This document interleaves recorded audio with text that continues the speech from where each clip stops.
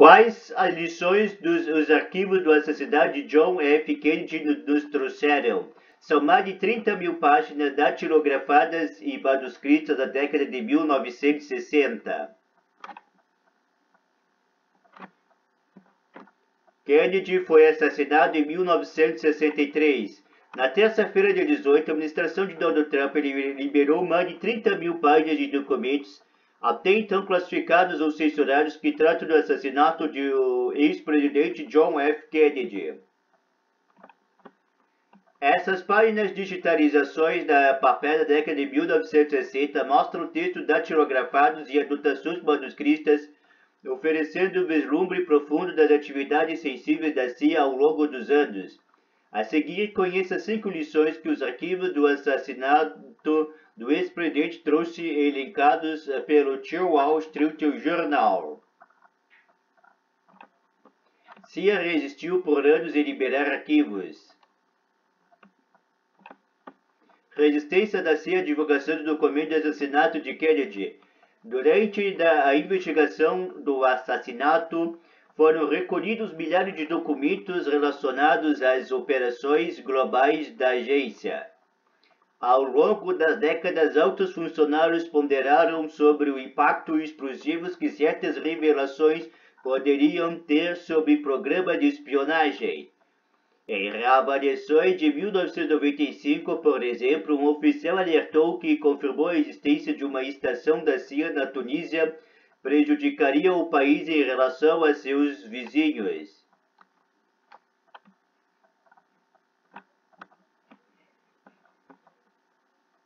Longa investigação sobre Fidel Castro. Mais uma década após o atentado, a CIA empreendeu investigações que durou vários anos para apurar a possível implicação do líder cubano Fidel Castro. Embora não tenha sido encontrado provas conclusivas ligando ao regime de Castro ao assassinato, um dos documentos recém-publicados detalha a campanha prolongada de sabotagem e tentativa de assassinato patrocinado pela agência.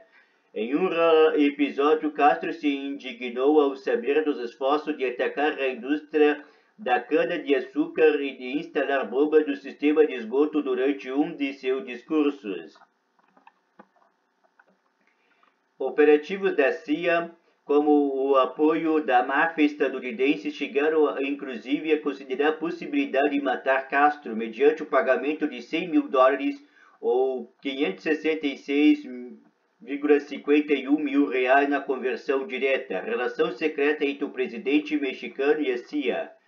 Um dos documentos revela que o então presidente Lyndon Johnson foi informado sobre a estreita relação pessoal entre o chefe da estação da CIA do México e o presidente mexicano Adolfo López Mateo, que chegou a ser padrinho do agente em seu casamento.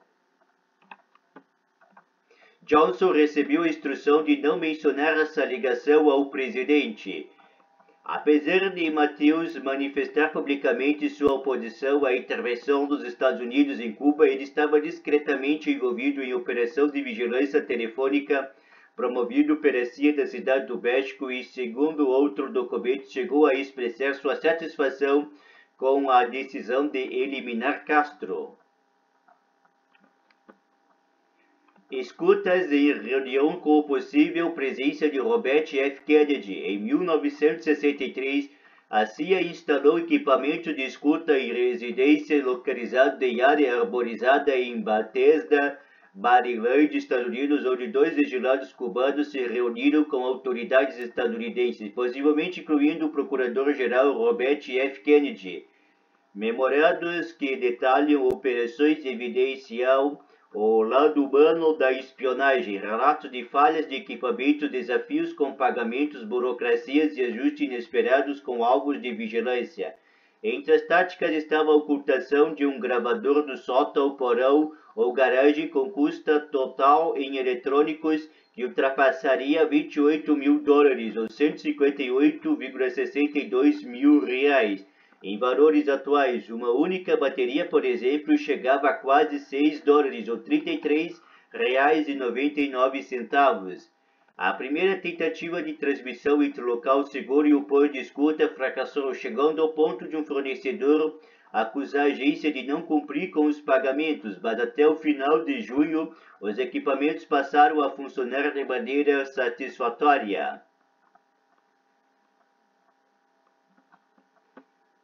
Escutas teriam sido inseridas em reuniões envolvendo engenheiros e até Robert F. Kennedy. Silêncio sobre as gravações de Oswald, do México. Grande parte do mistério que cerca o assassinato de Kennedy está relacionado à estadia de Lee Harvey Oswald da cidade do México, onde ele se encontrou com representantes das missões cubanas e soviéticas. A CIA registrou as conversas telefônicas de Oswald com autoridades desses países, mas afirmou ter destruído posteriormente essas gravações, de acordo com os documentos de 1998. Contudo, 4 anos antes da estação da CIA da Cidade do México havia solicitado à sede que evitasse a divulgação de informações sobre estas interceptações, alegando que isso poderia levar o México a reavaliar suas relações com os Estados Unidos. A recomendação foi clara: faça o que for possível para manter o sigilo sobre operações conjuntas anteriores com os mexicanos.